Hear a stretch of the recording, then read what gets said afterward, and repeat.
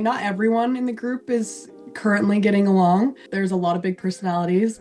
I want to hear what three words you would use to describe season three, because there are a lot of words that you could use. Oh my gosh. Ooh, I think redemption, chaotic, surprising.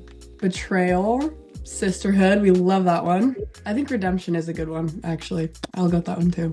Obviously, MomTok is very divided in season three, and we see that quite a lot. If you can say, like, where is everyone now? Do you feel like you're on better kind of footing with each other, or is that something I should wait for future series? For the most part, everyone's in good standing. Obviously, that there's a lot of big personalities, kind of like Layla said. With any relationship comes, highs and lows, ebbs and flows.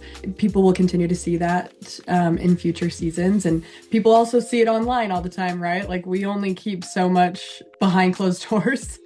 And so, yeah, there's definitely not everyone in the group is currently getting along, but that's something that, you'll have to stay tuned for and see how that continues to unfold. What's the moments from season three that you should be like, this is something you need to look out for? I think one of the bigger moments this season is the first time that someone confronted Demi. She kind of disappeared for a second, and then you see someone confront her. So I feel like that will be a big moment because it's kind of getting some questions answered. I was going to say the same one. How has your life changed since being on the show and kind of part of MomTok? I never thought that I'd be able to support my kids completely on my own and give them an amazing life. I feel like I've met my best friend through this and just so many life changes. I'm so grateful for it. I think a lot of people think that more of it is fabricated than it is. There are genuine friendships, and I think Layla and I are one of the examples in that, and we spend time together off camera, on camera, and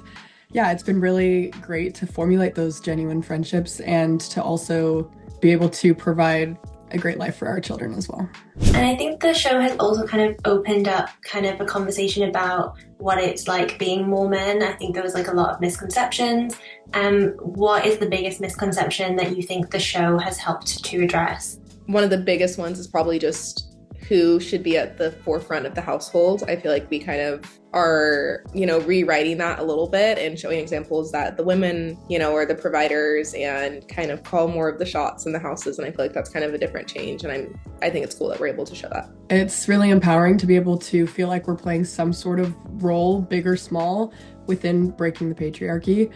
And I think that that's, a beautiful thing to show women, and from our perspective, specifically as single mothers, it's definitely something that's very empowering. And I think that within the church, that's something that is still present, and I think that, yeah, just showing that you don't need to have a man in your household in order to be successful, and